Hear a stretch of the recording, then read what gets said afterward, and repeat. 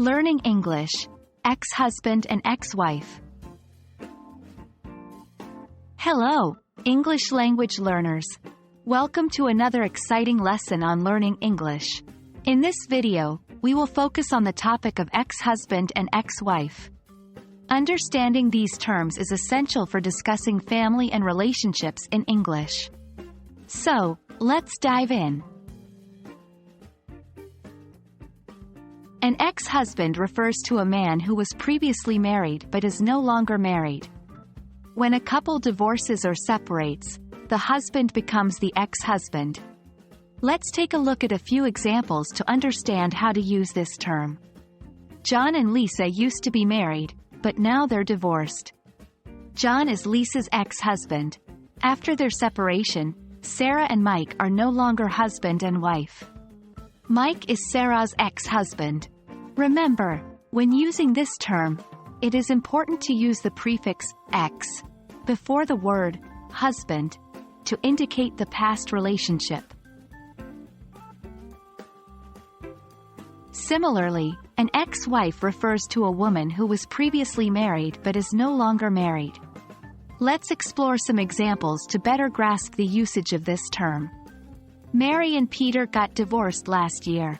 Mary is Peter's ex-wife. Laura and James separated a few years ago. Laura is James's ex-wife. Again, remember to use the prefix ex before the word wife to denote the previous marital relationship. Now that we understand the terms ex-husband and ex-wife, let's expand our vocabulary related to this topic. Here are a few additional terms that might come in handy. Divorce. It is the legal termination of a marriage. Separation. This refers to the act of living apart from one's spouse without getting a divorce. Alimony.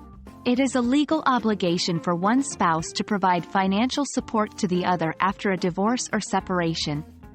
Child custody. It refers to the legal right and responsibility to care for a child after divorce or separation. Visitation. This term is used to describe the time a non-custodial parent spends with their child. Congratulations! You have completed the lesson on ex-husband and ex-wife.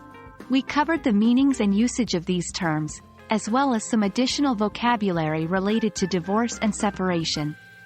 Understanding these terms will enable you to discuss family and relationships more fluently in English. Keep practicing and using these new words in your conversations. Soon, you will feel confident using them in various contexts. If you enjoyed this lesson, please give it a thumbs up and don't forget to subscribe to our channel for more English language learning videos. Thank you for watching, and we'll see you in the next lesson.